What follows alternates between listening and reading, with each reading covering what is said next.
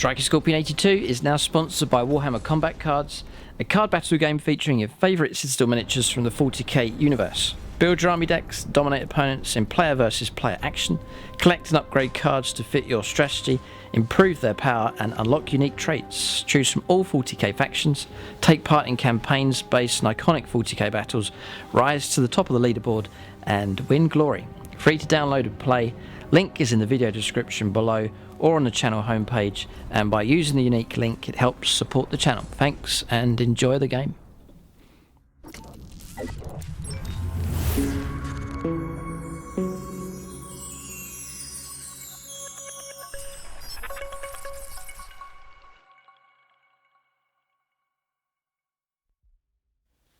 Right, welcome to this review for the new Space Marines Codex. Big thanks to Games Workshop for sending me a copy of the book ahead of time. So a big thank you to them. You can check out our channel sponsors. The link for them will be in the video description below. It's gamingfigures.com, and they do 40k and a load of other gaming systems at a discounted rate available from them. So, as I've been talking to a couple of 40k players, it seems that the transition from using 8th edition codexes over to 9th edition rules, I think was smoother, but compared to 9th edition rules and these new 9th edition codexes, the changes are vast now. With the Necron Codex, pretty much all the units have had some kind of change in their stat line or their war gear or their special rules. Rules completely revamped in so many different ways, new stratagems and so on. So expecting the same thing with the Space Marines. So it is a big shake up here. It's not a tweaked 8th edition 8.1 codex. It really is a big shake up here for these 9th edition codexes. So that can be a good thing. It can really change things around. Noticing with the Necrons, it's going to force complete changes in army structure and so on, and units being chosen. It really has shaken things up. So the old way of playing with Necrons, and may well be the old way of playing with Space Marines, things are going to change, and it's going to create new army builds, new challenges, and it's good fun. It means you can focus in on the new codexes and really try and figure out the best combinations to go for. So it does freshen things up, which is a good thing, but it's a big learning curve. There's lots of new rules to learn. So in this review, I'll go as deep as I can. A bit of a Tactica as I'll be sort of talking about, give my opinion on different rules I think that are stronger. I can't go through all the units and all the stats here, firstly because Games Workshop don't really want me to do that, and also the review will be about 6 hours long, so I'll just try and pick out the main areas, especially the new units I want to focus in on, and cover more of the details of them, sort of the main rules for Space Marines in general as well. So new format codex, wider size, and the layout's completely different, looks entirely different to 8th edition codexes. So you still get your fluff at the front. So I'll go through this at quite a good pace here just to get stuck into the rules. Some of the new artwork, creation of a Space Marine, 1,000 chapters. It's the usual fluff that you'd expect. Beautiful piece of artwork here. Chapter planets. Not sure what that is, what faction that is, that chapter. Chapter organisation. Like so. Chapter command. First company. Probably a bit of artwork here as well. This one here, fantastic piece of artwork. Battle companies. Reserve companies. Again, another nice colour scheme. Another Space Marines chapter looks really nice. So the Ultramarines blue. Love a Successor chapter with the Ultramarine symbol, but it's sort of 50-50 with sort of a white colour. Just there looks nice. Scout company. Reclusium. All your chaplains. The Apothecarian. Librarius. The Armory. Nice layout. Background fluff, very well put together.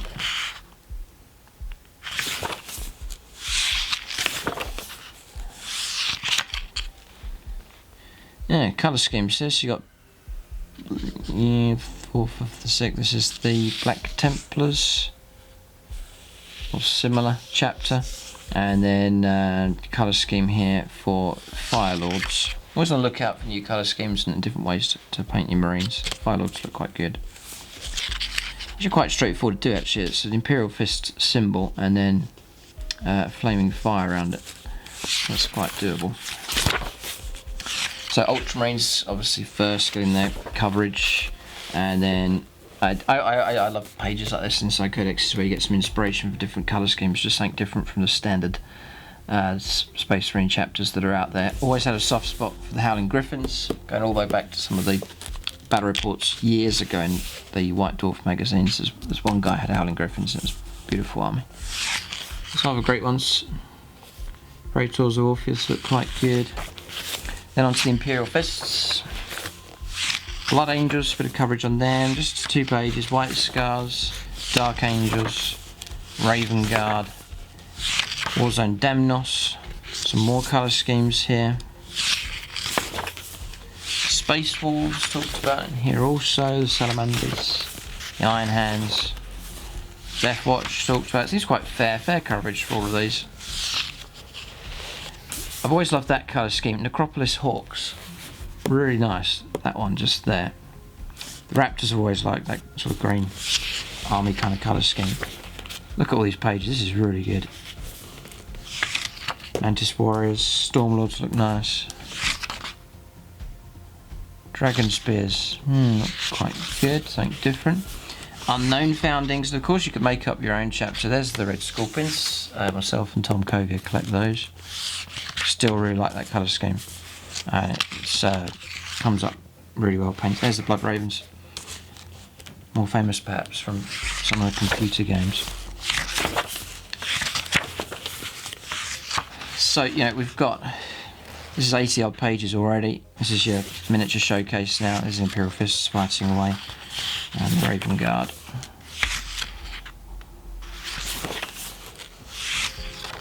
Flicking through, they're still going to cling on to the first one, which is good, and breathing new life into them with these updated rules, getting 2 wounds each and so on. So here we go, we're on to the rules. So it's going to give you sort of your layout for the rules section. So this is page 91. It's just short of halfway through the book, so there's a lot to get through here. But rules for Battle-Forged armies, army rules, match play rules, crusade rules, which I'm not really going to get into, but it's there, and then data sheets, war gear points, and then your rules reference at the back. So here we go. So detachment abilities then. So Adeptus Astartes detachment is one that only includes models from Adeptus Astartes keyword, with excluded models of the agent of the Imperium unaligned keyword. Adeptus Astartes detachments gain the company command ability.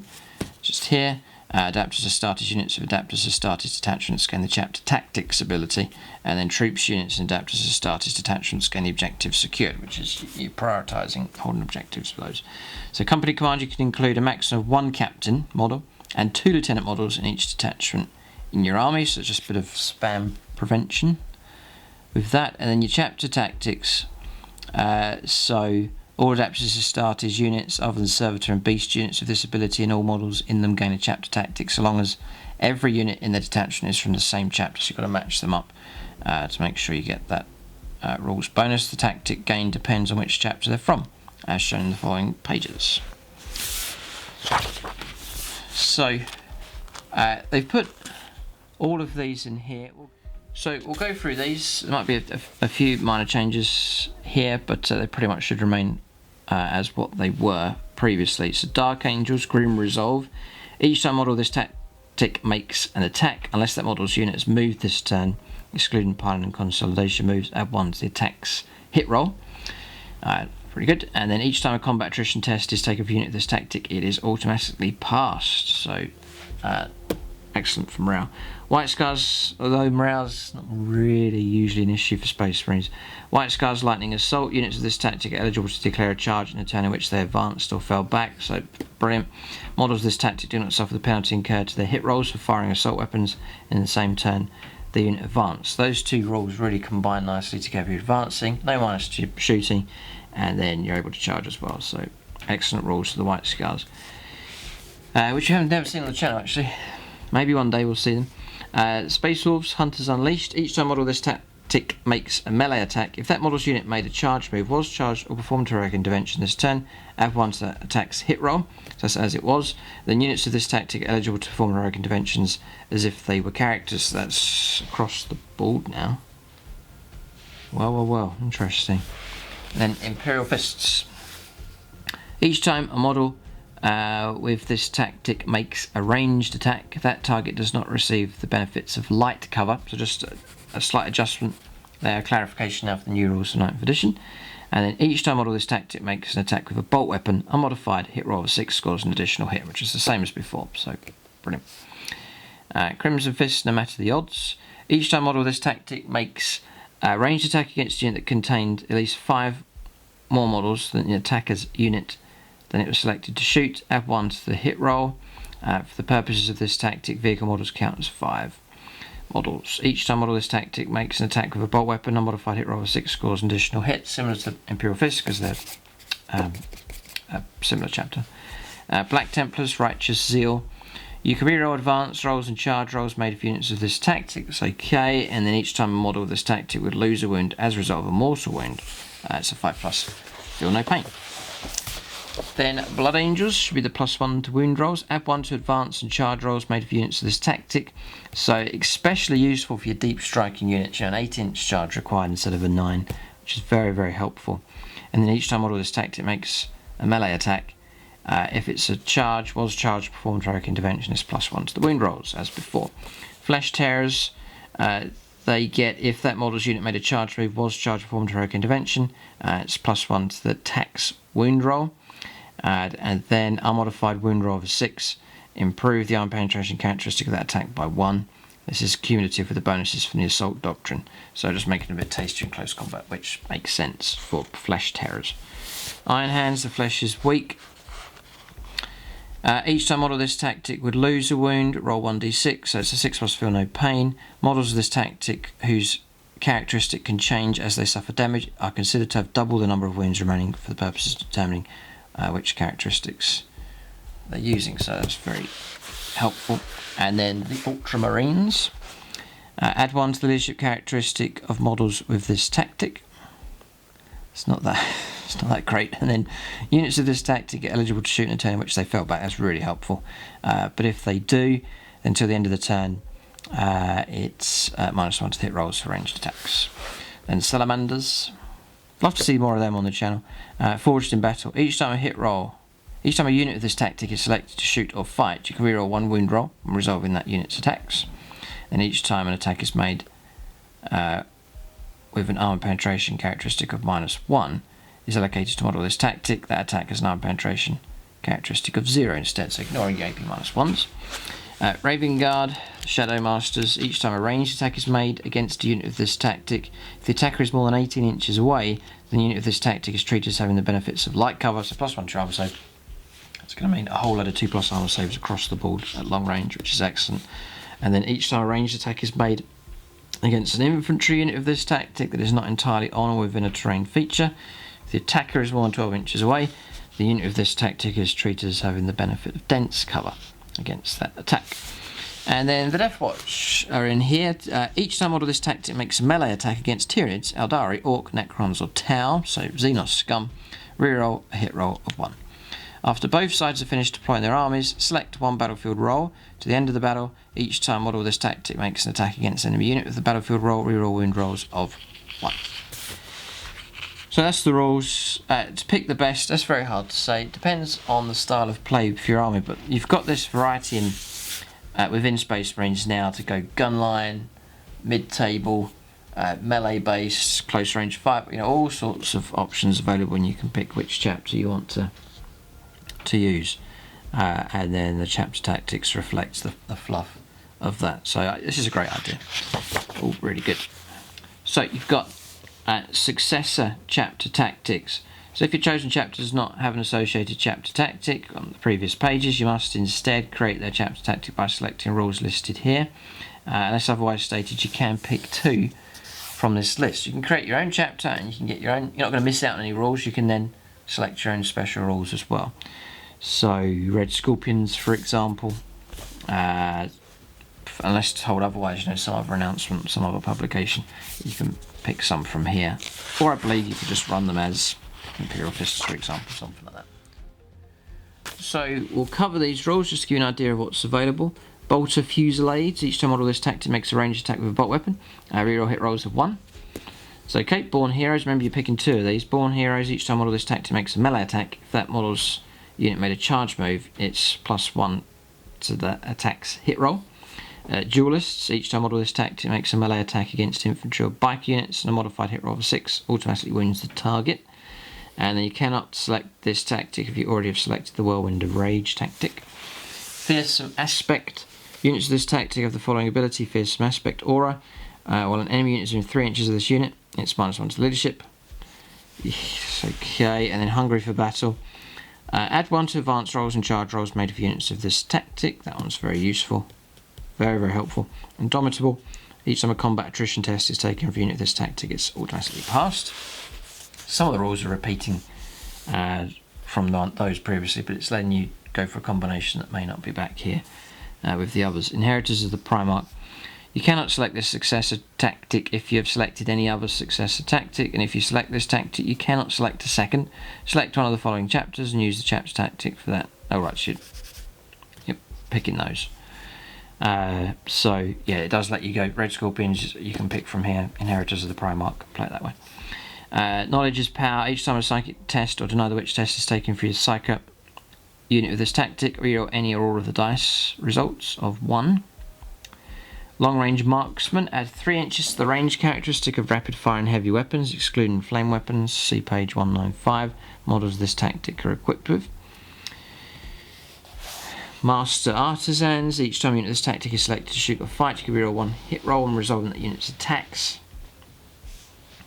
So okay, and then preferred enemy. When you select this tactic, select one of the following faction keywords: Chaos Knights, Tyranids, Eldari, Orcs, Heretic Astartes, Necrons, Tau Empire. Each time model with this tactic makes a melee attack against that unit, its reroll hit rolls of 1. And then Rapid Assault. Models of this tactic do not suffer the penalty incurred to their hit rolls firing assault weapons in the same turn they advance. That's okay. And then Scions of the Forge. Models of this tactic whose characteristics can change as they suffer damage are considered to have double the number of wounds as similar to Iron Hands. Stalwart or Stalwart. Each time an attack is made against a unit of this tactic, an unmodified wound roll of 1 or 2 always fails, irrespective of any abilities the weapon of the attacker may have. It kind of helps a little bit. And then Stealthy. Each time a ranged attack is made against a unit of this tactic, if the attacker is 18 inches away, then you get light cover. Then Stoic, +1 leadership. Tactical Withdrawal, you can fall back and charge. Warded, each time model of this tactic would lose a wound as a result of a mortal wound, roll 1d6 and a 5+ the wound is not lost. And Whirlwind of Rage, you cannot, each time a model of this tactic makes a melee attack, if that model's unit made a charge move, was charged, performed heroic intervention, a modified hit roll of 6 scores an additional hit, so 6s pop extra hits. Nice. And you cannot select this tactic if you've already selected the Duelist's tactic. I like the Whirlwind of Rage. 6s popping extra hits in close combat. Nice.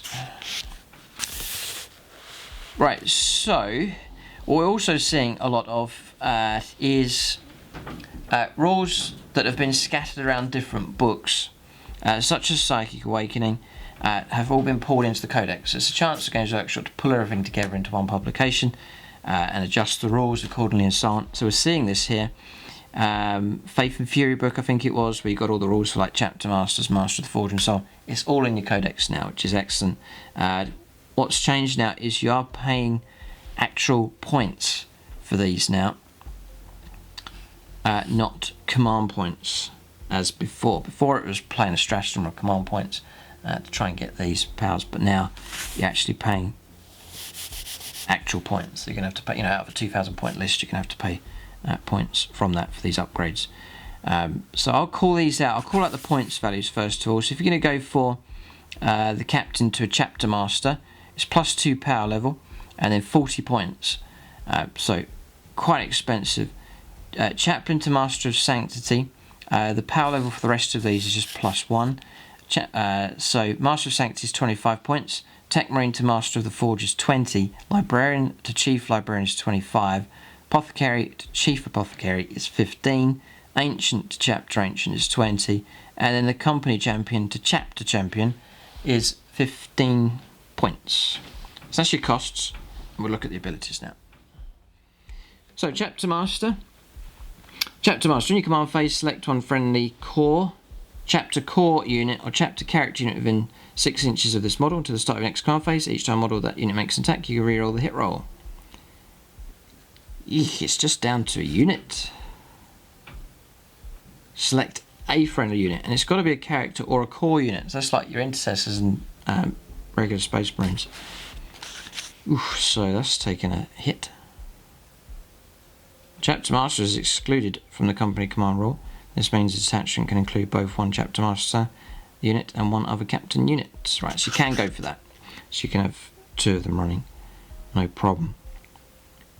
But it's a unit within 6 inches gets to reroll its hit rolls.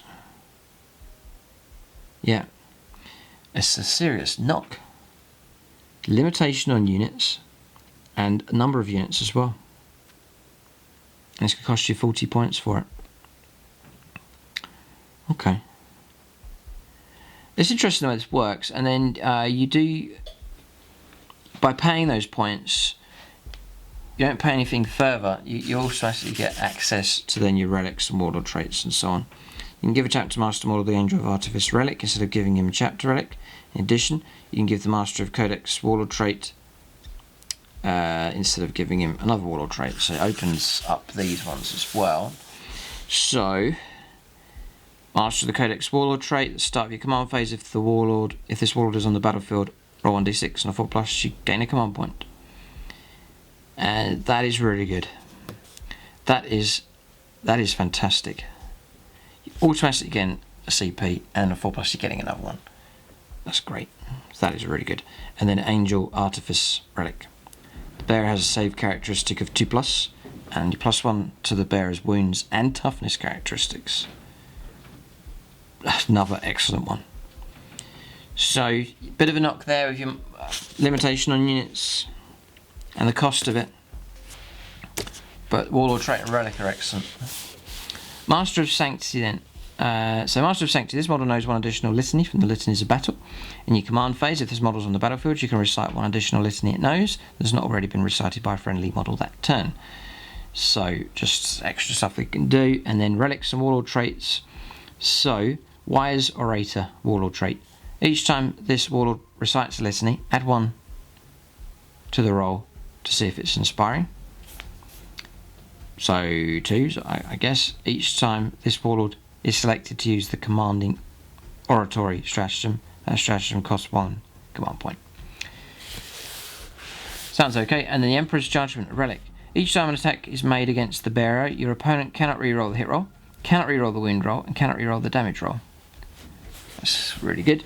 The bearer has the following ability: the Emperor's Judgment. It's an aura. While an enemy unit is within 6 inches of the bearer, each time a round test is taken for that unit, roll 1 additional d6 and discard the lowest result.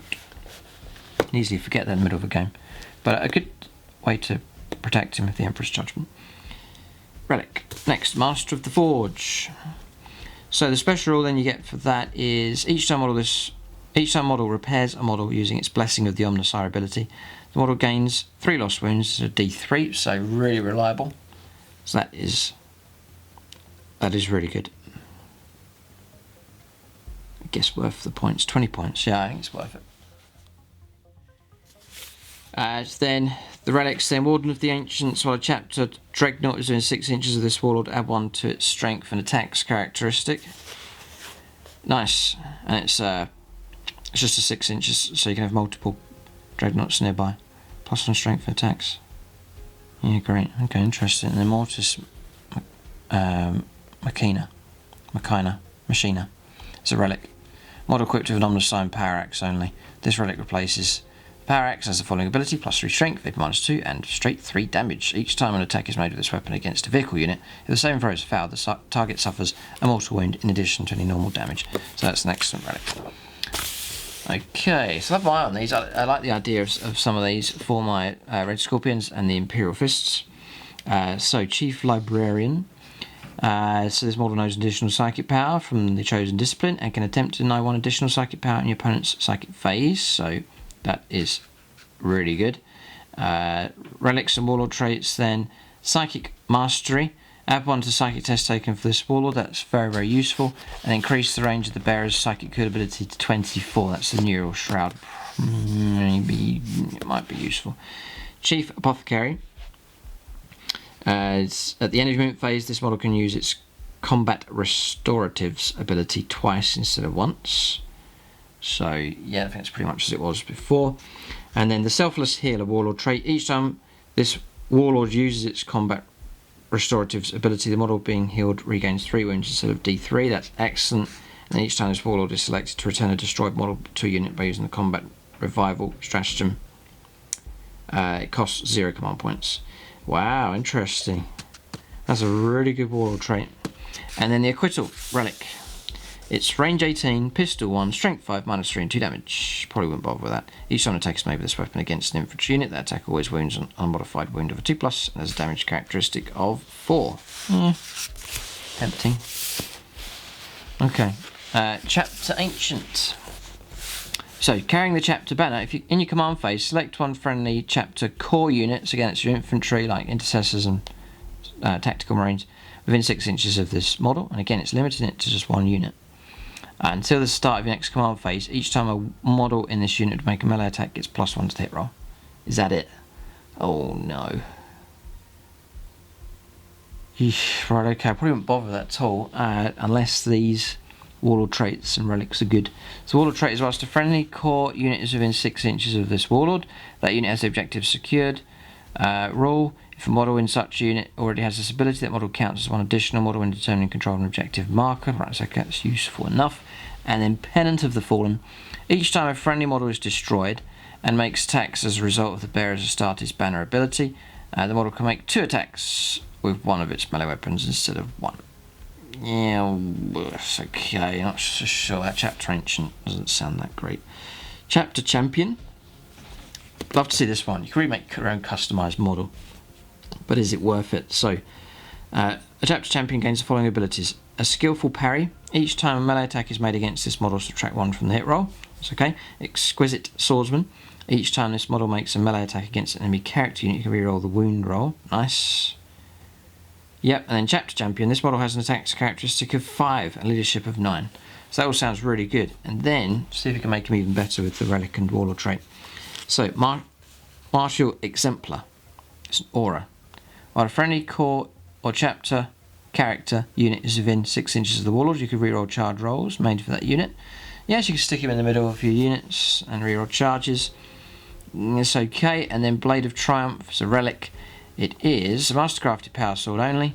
This is the replacement. It's +3 strength, AP -3, and a straight 3 damage, and that is a really good weapon. Combine that with like rerolling wounds and so on. Pretty cool. And 5 attacks on the charge, 6 attacks with Space Marines, 1 and 2s to hit, and so on and so on. Pretty good. So yeah, tasty enough. So that's those. Some of those look really good. Love the Apothecary one. Librarian looking strong. Chapter Master, the Warlord Train Relic look good. Okay, so on to stratagems for the Space Marines. 1, 2, 3, 4. 4 pages. Okay. So,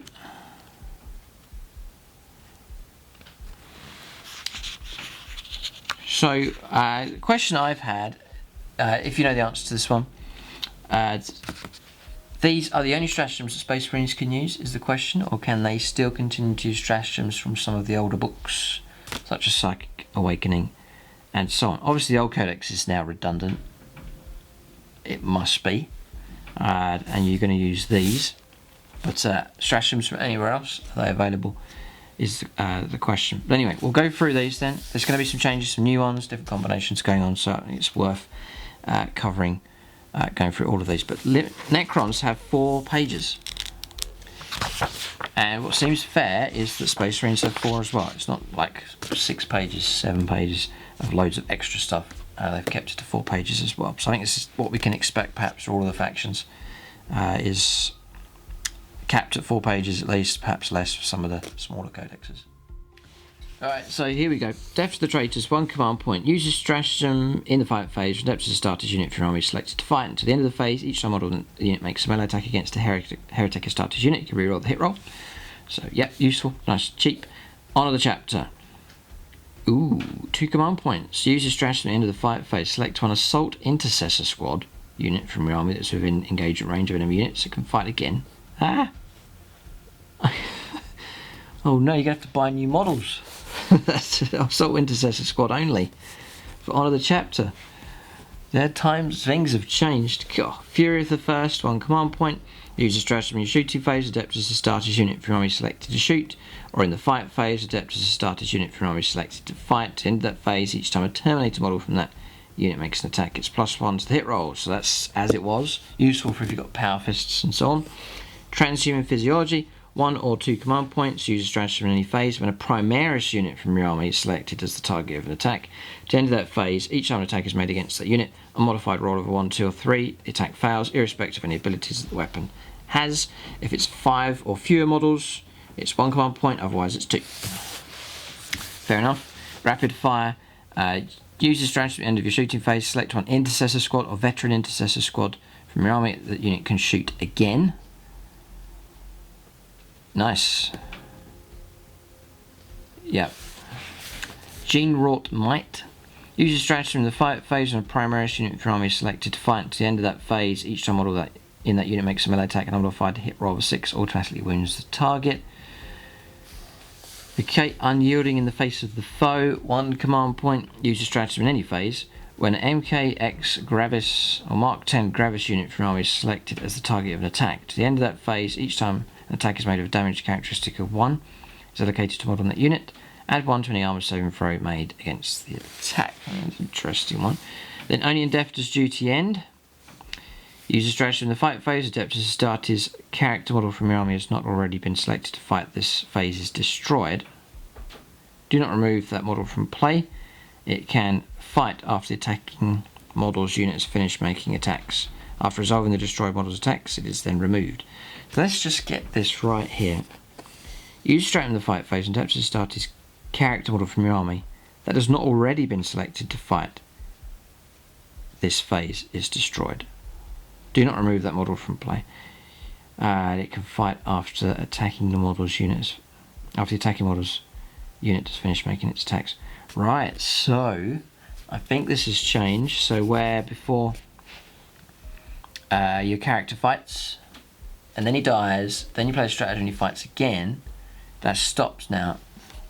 This card only kicks in, I think it's changed, this only kicks in if you're slain before you get a chance to fight. Whatever happens, you're only going to get to fight once. But other than that, it's remained the same. Armour of Contempt. Uses stratagem in any phase. Adept as a starter's vehicle model from your army would lose a wound as a result of a mortal wound. It's a 5+ feel no pain. That's pretty much as it was. Power of the Machine Spirit. 2 command points. Uses stratagem in your command phase. Noticing a lot now. A lot of stuff going on in command phases now. It was a bit empty when 9th edition came out, but now you're getting a lot. The command phase is going to get busier and busier. Notice that with the Necrons, and it's going to happen here with the Space Marines and other factions as well. Use a stratagem in your command phase. Select and adept as a starter's Machine Spirit model from your army. At the start of your next command phase, that model is considered to have its full wounds remaining for the purpose of determining what characteristics on its profile to use. Yeah, that's really useful, especially if you've got a tank that's loaded up with loads of shooting weapons, or you desperately need some kind of melee to go really well, but you've got a Dreadnought and 1 wound left. That's like a larger Dreadnought, like Primaris Dreadnought, then that's very useful. Wisdom of the Ancients then. 1 command point. Use a stratagem in your command phase. Select on adept as a starter's Dreadnought model from your army, excluding Wolfen or Death Company models. To the end, until the start of your next command phase, that model gains either the Rites of Battle ability or the Tactical Precision ability. So Rites of Battle is an aura. While a friendly chapter core unit is within 6 inches, so again there's your limitation there. Each time model in that unit makes an attack, reroll hit rolls of 1. Okay. It's a big incentive. Notice lots of bonuses here for core units, the same with Necrons as well. So Necron Warriors, Immortals, and then Space Marines Tactical Marines, Intercessors and so on. Big encouragement to continue to take those. And Tactical Precision, it's an aura. On a friendly chapter core unit within 6 inches of this model, each time model in that unit makes an attack, reroll wound rolls of 1. Okay, so yeah, reroll hit rolls of 1 or wound rolls of 1, that's very useful. Commanding Oratory, 2 command points. Use the stratagem at the start of any of your phases other than your command phase. Select one Adeptus Astartes chaplain unit from your army that has not recited a litany this turn. That model can recite one litany that has not already been recited by a friendly model this turn. That litany is automatically inspiring, do not roll, takes effect to the start of your next command phase. Oh boy, 2 command points for an auto pass on that. I guess if you really need it to go off, then at least there's the option there. Sometimes you might be a Space Marine player and you've got tons of command points to spend and you really want that power to go off, so it'll cost you 2. Combat Revival. 1 command point, use a stratagem at the end of your movement phase, select one chapter apothecary unit from your army that has been selected from your army, and then select one friendly chapter infantry or biker unit. It's not a core unit, just infantry or bikers, that is not at its starting strength and is within 3 inches of that apothecary. One of the selected unit models is returned to its unit with its 4 runes remaining.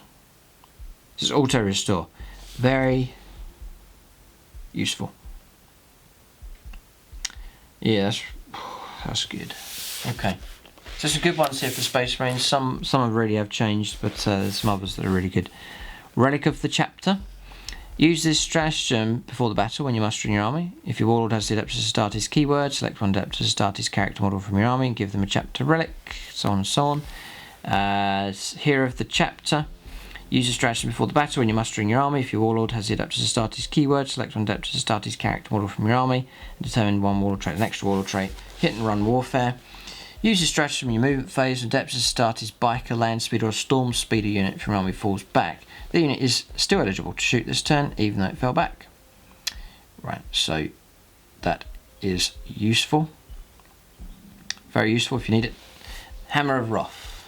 1 command point, use a stratagem in your charge phase when Adeptus Astartes jump pack unit from your army finishes a charge move. Select one enemy unit with engagement range of that jump pack unit. Roll 1d6 for each model in that jump pack unit. This is within engagement range of that enemy unit. For each dice result that equals or exceeds that enemy unit's toughness characteristic, it suffers a mortal wound. That's interesting. Toughness you roll off now. Ouch. Nice if you charge into toughness 3. Or 4. That's really, Hammer of Wrath, nice. Really nice actually, really good. Ooh, that's just put give me something to think about. Primaris Assault Marines. With jump packs I'm talking about. Wonder if that's going to be a thing. Okay, interesting. So that's the first 2 pages. The next 2 pages here. Some good stuff for the Space Marines so far. And they're quite logical, quite sensible as stratagems here. So I do like the ones that we've seen so far. Yeah, some pretty solid options here. It looks like these have been well thought out here by Games Workshop. Skilled Riders, 1 command point. Use a stratagem in your opponent's shooting phase. When Adeptus Astartes biker, land speeder or storm speeder unit from your army that advanced is selected as the target of a ranged attack. To the end of that phase, each time an attack is made against that unit, it's -1 to the attack roll. The hit roll. Uncompromising Fire. Use a stratagem in your shooting phase. Select one Adeptus Astartes infantry unit from your army that's performing an action. The unit can still shoot without the action failing, but it costs you 2 command points. Steady Advance, use a stratagem in your movement phase, and Adeptus Astartes infantry unit from your army makes a normal move. At the end of that turn, the unit is considered to have remained stationary, so that's similar to the previous stratagem. Adaptive Strategy, 2 command points, use a stratagem in your command phase. If a chapter Warlord from your army is on the battlefield and a combat doctrine is active for your army, select one chapter core unit from your army that's on the battlefield. To the start of your next command phase, each time model that unit makes an attack. The Devastator Doctrine, Tactical Doctrine and Assault Doctrine are considered to be active for that attack. Right. Interesting. Yeah, okay. Interesting on that one. Suppression Fire, 1 command point, use a stratagem in your shooting phase and a whirlwind model from your army selected to shoot. To the end of that phase, each time that model makes an attack with a weapon as the blast ability, if a hit is scored, then until the start of your next turn, the target cannot fire Overwatch or set to defend. It cannot be selected to fight until all eligible units from your army have done so. That's very useful, actually. A good tactical use for whirlwinds of that suppression fire. And it's cheap, 1 command point. That's really, really helpful. Yeah, really good, that one. Always love the whirlwind, and that's a really good stratagem for them.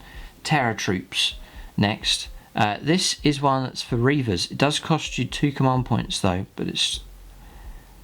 We'll see if it really helps, because Reavers are a bit flat, really, not really that scary at the moment. And they're meant to be, but just not that scary. That unit gains the... So, use a stratagem in your command phase, select one Reaver unit from your army. That unit gains the following ability, Terror Troops. It's an aura. Until the start of your next command phase, when an enemy unit is within 3 inches of that unit, it loses the objective secured ability. Ooh, interesting. And any similar abilities that allow it to control an objective marker regardless of the number of enemy models within range of that objective marker. Okay, so tactical use there. And then until the end of the turn, each time that Reaver unit ends a normal move, an advance or a charge move within 3 inches of an enemy unit that is performing an action, roll 2d6. If the total exceeds the enemy's unit's leadership characteristic, the action the unit is attempting to perform immediately fails. So a little bit like these opportunities aren't going to come up that often, and it costs you 2 command points, so it's okay, but okay. They could have just done like a 1 command point stratagem for like an extra 2 attacks on the charge, something like that. Just make them a bit scary and a cheap stratagem to use, but okay. Sorry for Reavers, they're beautiful models, but they're not that amazing. And then Guerrilla Tactics, 1 command point. Use a stratagem in your movement phase when a Phobos unit from your army is more than 6 inches from any enemy models is selected to move. If the mission you're playing is using the strategic reserves, roll place that unit into strategic reserves. Okay, interesting. Next, orbital bombardment. There's better be an improvement here. Games Workshop have had 3 or 4 codexes to try and get this right. Use a stratagem in your command phase. If the Detachment Astartes Warlord is on the battlefield, select a point on the battlefield and place a marker on that point. At the start of your next command phase... What? No. No, this is not good. This is not good at all. Right, use a stratagem in your command phase. Then it then says at the start of your next command phase. Does that mean your opponent's going to get a turn to run away? Oh no. Okay, so it then says the start of next command phase. Yeah, it's your next command phase. So you've got a turn to wait. Roll 1d6 for each unit within 6 inches of the centre of the marker, adding 1 to the... if the unit being rolled for is within 3 inches of the centre of the marker, and subtracting 1 if the unit being rolled for is a character. On a 2 to 5 it's D3 mortal wounds, on a 6+ the unit suffers D6 mortal wounds, the marker is then removed, you can only use this stratagem once. Oh dear, I think if I've got this right, it means your opponent can run away. I guess it's great for bombarding like an objective marker, where your opponent may not want to move because they're trying to hold on to the objective, so it's powerful enough in that regard, but and it costs you 3 command points. Auspex Scan, 2 command points. Use a stratagem at the end of the reinforcement step of your opponent's movement phase. Select one Adeptus Astartes infantry unit from your army that is not within engagement range of enemy units. That unit can shoot as if it were your shooting phase, but its models can only target a single eligible unit that will set up as reinforcements this turn, and that is within 12 inches of the unit when doing so. So I think that's similar to what it was before. Tremor Shells. Use a stratagem in your shooting phase when selecting a target for a under-fire cannon model from your army. At the end of the phase, each time that model makes a ranged attack, subtract 1 for the attack's wound roll, and if a hit is scored against a target that is not Titanic and cannot fly, then to the start of your next movement phase, halve the move characteristic of models in that unit, and subtract 2 from advance and charge rolls as well. So yeah, similar to I think what it was before, just to slow enemy units down. Then next is Shock and Awe. Use a stratagem in your shooting phase when Adeptus Astartes shock grenades or a land speed of storm unit from your army is selected to shoot. Select one enemy unit within 6 inches of that unit to the start of the next turn.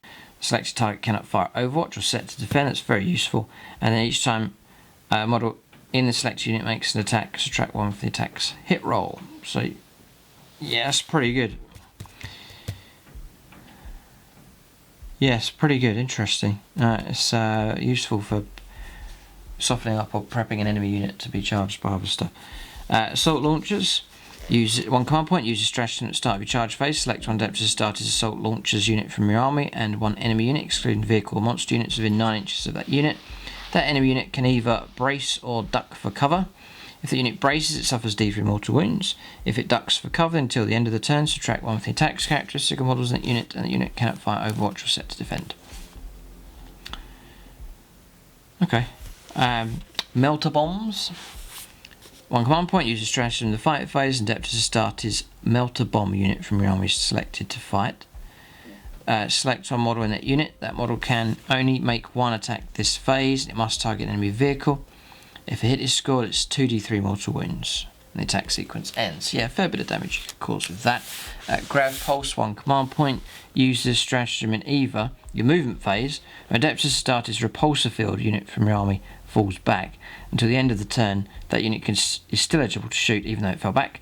And then your opponent's charge phase, Adeptus Astartes repulsor field unit from army selected as the target of a charge. At the end of the phase, subtract 2 from the charge rolls made for any unit that declares a charge against that repulsor field unit. So it's alright, and it's only one command point, thankfully.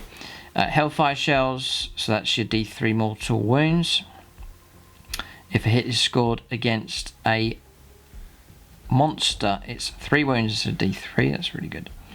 So Adeptus Astartes infantry model shoots with a heavy bolter, a Hellstorm heavy bolter, or an executor heavy bolter. So it's anyone with a heavy bolter, or any of those other heavy bolter type weapons. You can only make one attack with that weapon this phase. Yeah, it's handy enough. Flak missile. Use a stratagem in your shooting phase. One command point. Adeptus Astartes infantry unit from model attacks or targets an aircraft unit with a missile launcher. You can only make one attack with this weapon this phase, but add 1 to the attack's hit roll. So that helps out. So that cancels out the hard to hit.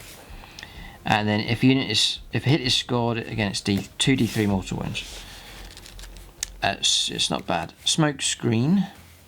One command point, use a stratagem in your opponent's shooting phase. When Adeptus Astartes smoke screen unit from your army selected as the target of an attack. At the end of the phase, each time an attack is made against that unit, subtract 1 from the attack's hit roll. So there you go. Okay.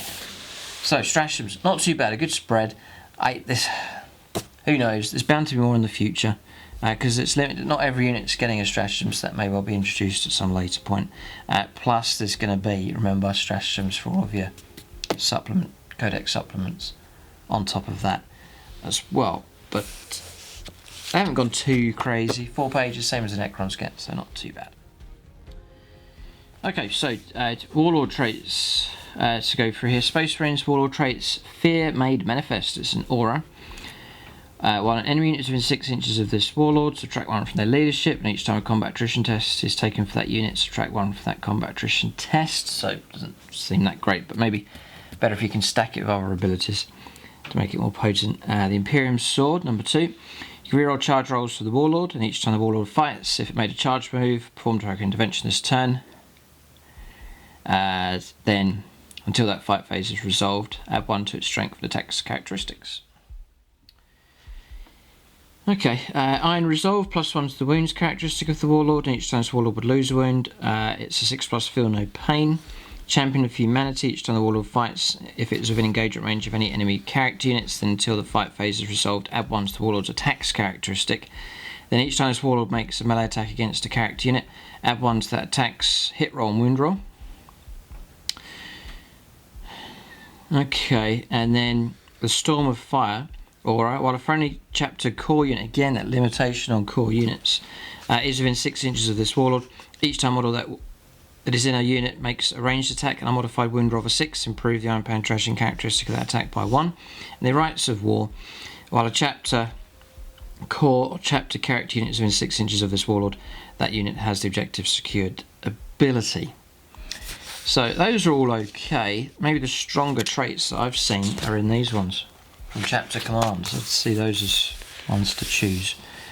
But Vanguard Warlord traits: shoot and fade once per turn in shooting phase. After shooting with a friendly chapter Phobos unit within 6 inches of this Warlord, that unit can make a normal move, or it can advance. In either case, if it does, that unit is not eligible to declare a charge with this turn. Lord of Deceit: after both players have deployed their armies, select up to 3 chapter Phobos units from your army and redeploy them. If the mission uses the strategic reserves rule, any of those units can be placed in strategic reserves without having to spend any additional CPs, regardless of how many units are already in strategic reserves. Okay. If both players have abilities that redeploy, it's a roll off. The winner chooses who redeploys the units first. So that's tactical one. Oh, pretty good. Master of the Vanguard: it's an aura. While a friendly chapter Phobos unit is within 6 inches of this Warlord, add 1 to charge rolls made for the unit. Each time that unit is selected to make a normal move, advance or fall back, it's +1 to the unit's movement characteristic to the end of the phase. Then Stealth Adept: unless this Warlord is the closest eligible target, enemy models cannot target it with ranged attacks. That is pretty good actually, that one. And then, depending how you're going to use them in the game, then target priority.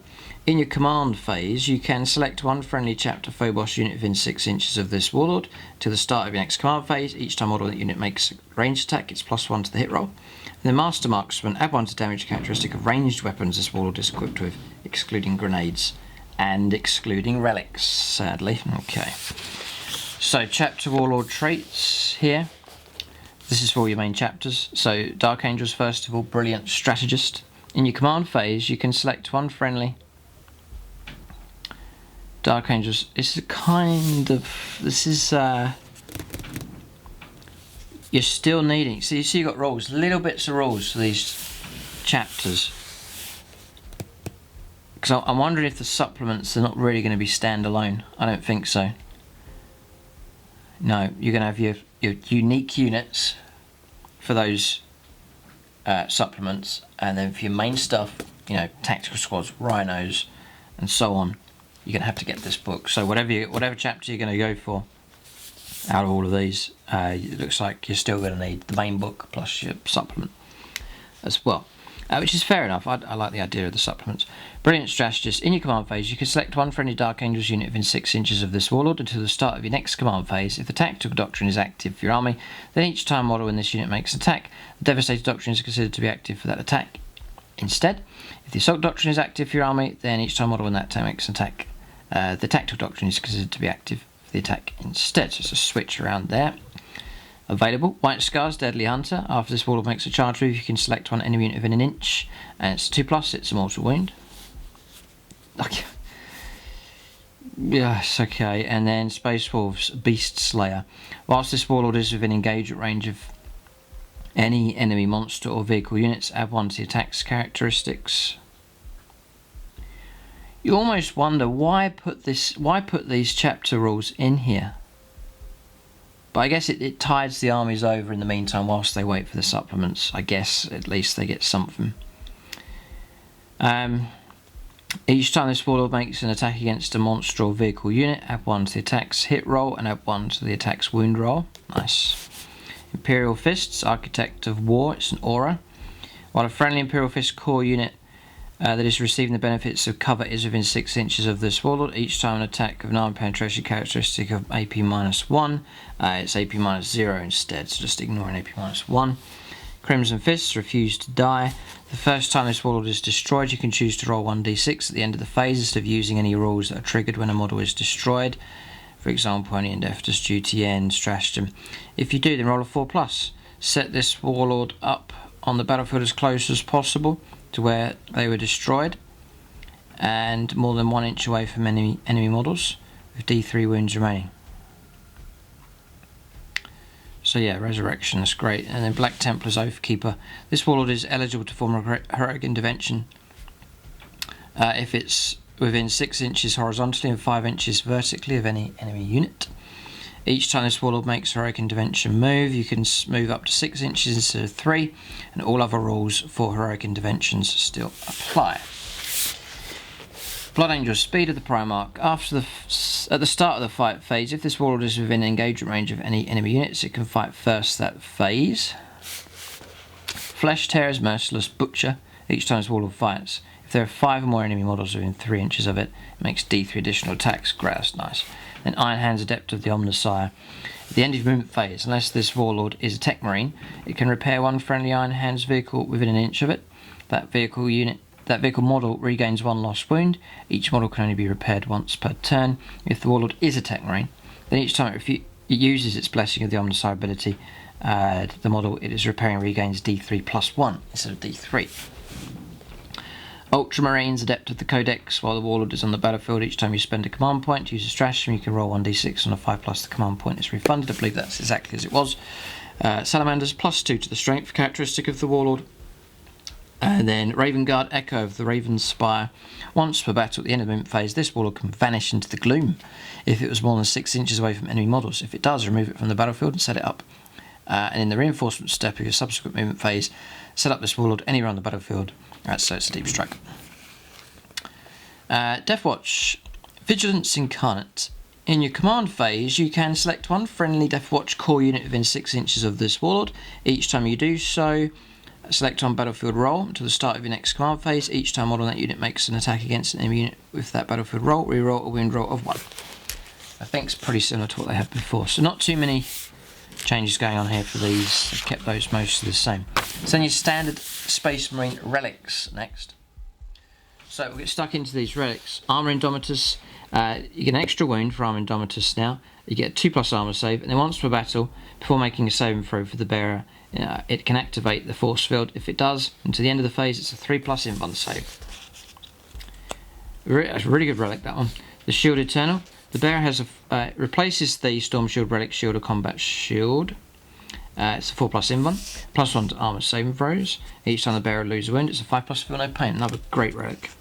Standard of the Emperor Ascendant, plus ancient model only, +3 to the range of the bearer's Astartes banner ability.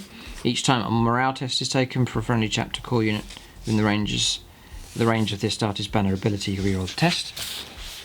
Teeth of Terror. It's +1, replaces a chainsword, +1 strength, AP -2 and 2 damage. Each time the bearer fights, you get 3 additional attacks. Another great relic. Primarch's Wrath. Model equipped with a bolt gun, mastercrafted bolt gun or special issue bolt carbine only. And the replacement is range 24, rapid fire 2, strength 5, -2 and 2 damage. Not too bad. The Burning Blade is replaces a power sword or mastercrafted power sword. Gives you +3 strength, AP -5 and 2 damage. Purgatorus, model equipped with so it replaces a bolt pistol, heavy bolt pistol, mastercrafted special issue bolt pistol, or absolver bolt pistol. So you get range 18, pistol 3, strength 5, -3, 2 damage.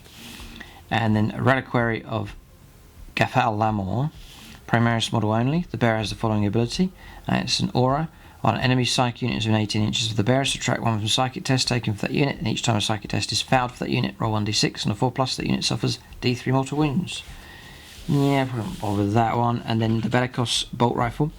So it replaces the mastercrafted auto bolt rifle only, and it gives you range 24, assault 4, strength 5, -1, 2 damage. And then the Lament. It's a mastercrafted stalker bolt rifle only replacement. It gives you range 36, heavy 1, strength 5, -2, 3 damage. Each time an attack is made with this weapon, if the attack successfully wounds the target, inflict 1 mortal wound on the target in addition to any normal damage. That's just for a successful wound, not if a save is failed, so nice. Ghost Weave Cloak. It's a Phobos model with a camo cloak only. Each time the bearer makes a normal move, advance or falls back, it can move across models as if they were not there, so it lets you jump over stuff like Harlequins. Each time an attack is made against the bearer, subtract 1 from the hit roll. And then the Tome of Malgador, Librarian model, he knows 1 additional psychic power from any discipline it has access to. Then the Benediction of Fury, Chaplain model, replaces the Crozius Arcanum, +2 strength, AP -2 and 3 damage.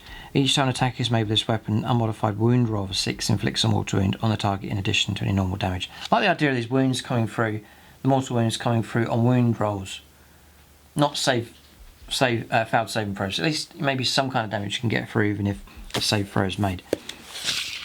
And then the Honor Vehement. The bearer has the following ability. It's an aura. Friendly chapter core unit is within 6 inches of the bearer. Each time the unit fights, until the fight phase is resolved, you get an extra attack.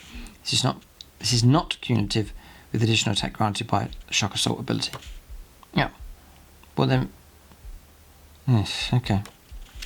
And then the Vox Espiritum, Primaris model only. 3 inches to the range of the bearer's aura abilities to maximum 9. This does not increase the range of aura abilities that are psychic powers. Okay, quite sensible. 2 pages of relics then. So we'll cover these. The 2 disciplines, Librarius Discipline and Obscuration Discipline. I expect these to be tweaked. Nothing major being changed with these, perhaps even staying the same. So, Veil of Time is a blessing. It's a walk charge value of 6.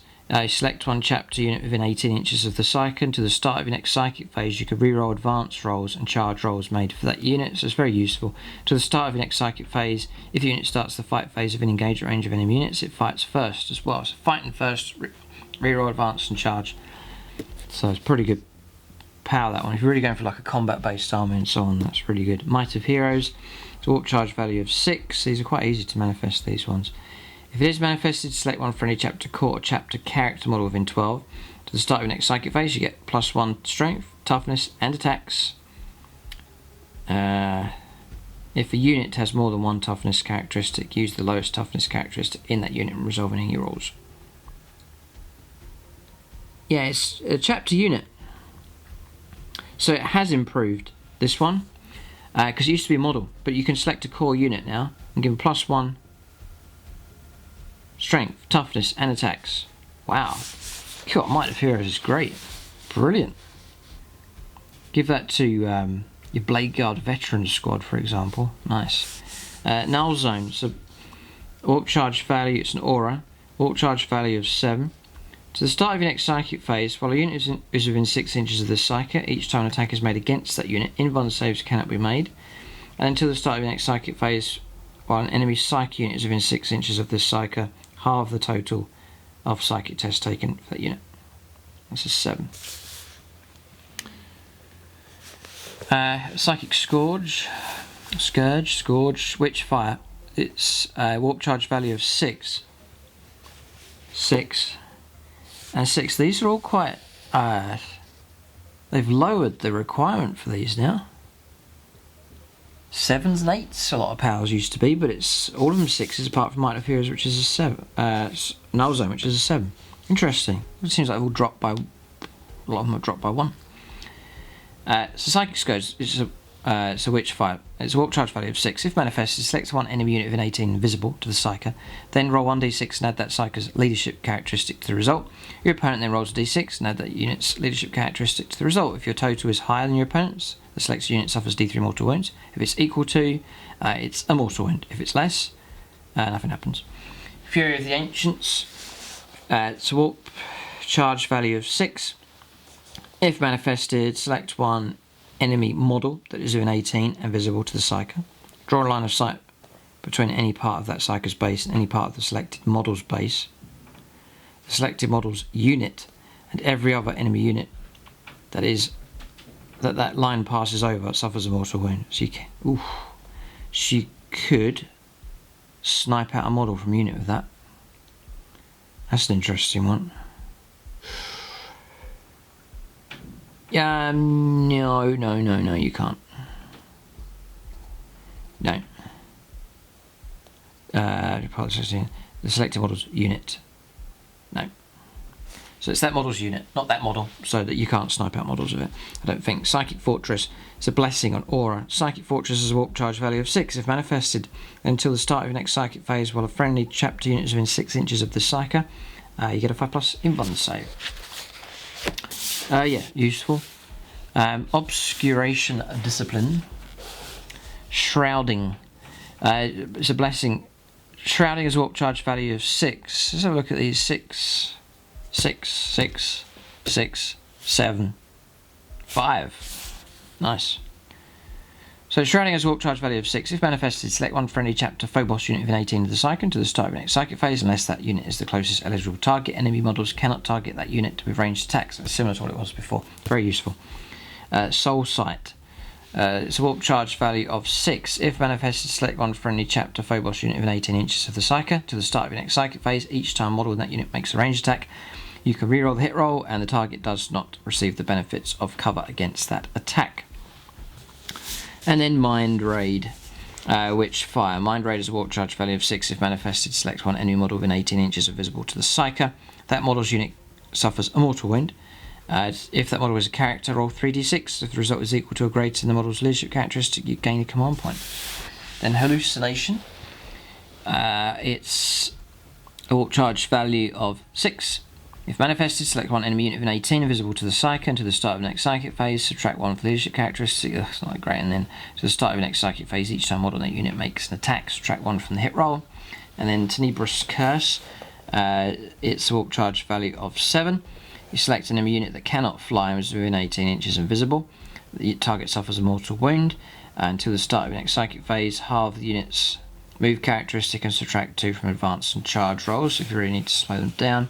Then Temporal Corridor is a blessing, warp charge value of 5. Select one friendly chapter Phobos unit within 6 inches of the psyker. That unit cannot shoot or fight this turn. If that unit is not within engagement range of any models, it can either make a normal move or it can advance as if it were the movement phase. If it advances, do not make an advance roll instead. Until the end of the phase, add 6 to the move characteristic of models in that unit. Not bad. Okay, so that's psychic powers there, some pretty good ones. And they seem easier to manifest now. Okay, so what I think I'm going to do for this review, I usually do it for Space Marine Codex because it's pretty much the biggest one that there is. I'm going to split this video into 2 parts just to make it a bit easier. So what we'll cover now is Litanies of Battle, and we'll cover the chapter approved rules. That's just secondary mission options. We'll cover that in this video as well. And then it's going to be a natural break because I'm not going to cover Crusade rules. I'm not into that. Not sure if we will get into that, but we'll skip that. And then part 2 then for the Space Marines review will be the rules for units, and then some of the other rules. There's some other rules here as well for data sheets. So abilities such as Angels of Death and so on. We'll cover that in part 2. So we'll finish up here and then move over to part 2. You can check that out for the rest of the Codex. Just that the Space Marine, I've done it before, Space Marine Codex is usually huge and this one is big. So Litanies of Battle then. So again, expecting pretty much as it was before, but with some tweaks and changes. As we've seen, there's been some stuff's been left alone, some minor changes, others have been completely revamped, different powers. So just looking to see. Here, all chaplains know Litany of Hate. In addition, before the battle, generate additional litanies for priest models from your army that know litanies from the Litanies of Battle using the table below. You can roll 1d6 or you can choose. When a priest unit from your army recites litany, replace all instances the chapter keyword on that litany, if any, with the name of the chapter of your priest is drawn from. It doesn't tell you what you need to roll here. I guess it's entered into your units just here. 3+, yeah. So, Litany of Hate. If this litany is inspiring, then while a friendly core or chapter character, see they've limited it again, is within 6 inches of this priest, each time a model in that unit makes a melee attack, you can reroll the hit roll. So units like, I'm guessing, Assault Intercessors might be really good. Let's just have a little look. Yeah, it's a core unit. Those kind of units, Scout Squads are, yeah. I just want to look at some more elite type stuff. No, so Blade Guard Ancients. No. I'm just going to look here. Veteran Intercessors, they are. Blade Guard Veteran. Ooh, Blade Guard Veterans are core units, even though they're elite. Company Veterans are core units. Oh, so the Vanguard veterans are core units. Oh, right, okay. So it's not that bad, actually. I thought it was maybe just troops, but it's actually spread out to elites choices and others as well. So lots of bad, actually, so that's fine. Litany of Hate then. You can reroll the hit roll. Not failed hit rolls, just reroll the hit roll. Litany of Faith next, Aura.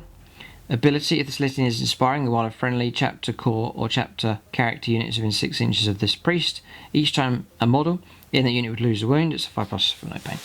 Catechism of Fire, if this litany is inspiring, select one friendly chapter core or chapter character unit within 6 inches of the priest. Each time a model in that unit makes a ranged attack against the closest eligible target, add 1 to the attack's wound roll. Exhortation of Rage, if this litany is inspiring, select one friendly chapter core or character unit within 6 inches of the priest. Each time a model in that unit makes a melee attack, add 1 to the attack's wound roll.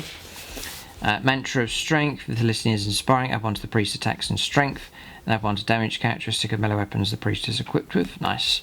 And then Recitation of Focus, good for the biker, I'd imagine. Make him quite potent. And then Recitation of Focus, if this litany is inspiring, it's a core or character unit within 6. Each time a model in that unit makes a ranged attack, add 1 to that attack's hit roll. And then Canticle of Hate. It's an aura. If this litany is inspiring, while a core or chapter unit or character unit is within 6 inches of the priest, add 2 to charge rolls made for the unit. This is not cumulative of any other rule that adds to a unit's charge roll. So, what I want to know is when the roll is made, and it's bound to be made in the command phase. So, in your command phase, yep. Okay, interesting. So it messes up things like a deep striking unit landing on the table, and then granting the listening, something like that. So that could mess things up. No, it doesn't mess things up, because you, with this one here, so look, Canticle of Hate. So if this listing is inspiring, then while a friendly chapter core unit is within 6 inches of the priest, no, so it is alright to do it, because you're not having to select the unit in your command phase. So you activate the aura, and that aura is then active, and then you drop your units in the movement phase, and they'll still get it, because it's an aura ability, it's not specific to units. So there is that kind of combo you can do. You get +2 to charge rolls. So yeah, so you got a chaplain on a bike, he lets off Canticle of Hate, deep strike in your Vanguard veteran squads, +2 to charge rolls, so 7-inch charge required. Wow, nice. Yeah, nice. That +2 is really good, not +1, +2. Each time model that unit makes a piling or consolidation move, it can move up to an additional 3 inches on top of that as well. This is not cumulative of any other rule. So, brilliant. Nice, you got a real cool battle plan. That's a really helpful one. But you probably want that to go off. That's the one where you want to make sure it goes off, or it can really mess up your battle plan. So bear that in mind. Okay, so listeners of battle, not too bad. Chapter approved rules then. So I kind of like the idea. They haven't been silly. They've given you 3. Necrons have got 3, and I kind of like the idea of it. You're going to pick out your favourite one you really like to use. You can build your army around your secondaries and so on. So this is a nice addition. I think this is fine. There's only 3 here. It's just a page. So I can't see any problem with that. Codex Warfare then. I wonder if the supplements will have these as well. Maybe. If you select this objective, you score victory points as follows. So score 1 victory point at the end of the battle to a maximum of 5.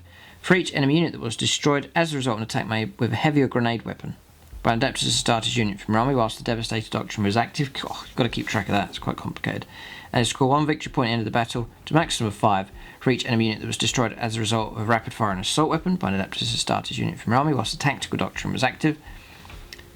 Bit of pressure with these, because you've got to get it lined up just right. And then 5 points available with pistol and melee weapons whilst the assault doctrine is active.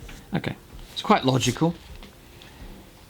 Bit of pressure to try and pick those points up, but quite doable. And then Battlefield Supremacy, Shock Tactics, score 3 points at the end of the battle round if you control 1 or more objective markers that were controlled by your opponent at the start of the battle round, and an adapted starter's unit from armies within range of that objective marker. Clear an objective from the enemy. yeah, quite doable. Yeah, you need an aggressive. That's good for like a melee-based Space Marine army. You'd want that because you've got to clear it and hold it, not just blow the enemy away with firepower. So you've got to be able to claim that one. But that's quite cool. And then no mercy, no respite. Here it's Oaths of Moment. If you select this objective, you score victory points at the end of each battle round for achieving the following 3 oaths. Oath of Valor. Score 1 victory point if any character, vehicle or monster unit was destroyed by an Adeptus Astartes unit from your army during the battle round. Oath of Honor. Score 1 victory point at the end of the battle round so long as no Adeptus Astartes units from your army failed a morale test, and provided no Adeptus Astartes units from your army fell back during the battle round. And then Oath of Duty, score 2 victory points at the end of the battle round if an Adeptus Astartes unit from your army is held within 6 inches of the centre of the battlefield. Okay. Interesting ones there. So then you've got the Crusade rules, which I'll skip those. Those who want to get into Crusade, then those are available. It's the Blade Guard Veterans. Beautiful models. It's a new Chaplain model. Fantastic. Okay, so we'll stop at this point. Head over to part 2 for the continuation of this Codex review. But thanks to Games Workshop for sending me a copy ahead of time. And check out gamingfigures.com if you discount 40k. But so far, Space Marine Codex seems okay. Some stuff's got nerfed, as the term is. It's been downplayed, but then there's some strengths in this Codex for sure. There's loads of options and combinations to go for. Part 2 will focus more with the units. Plenty of units to go for. I'm not going to cover all the units, more the sort of newer stuff and the rules for them, points, values, and so on. But that's the end of part 1. Check out part 2. Thanks for watching, and tune in next time.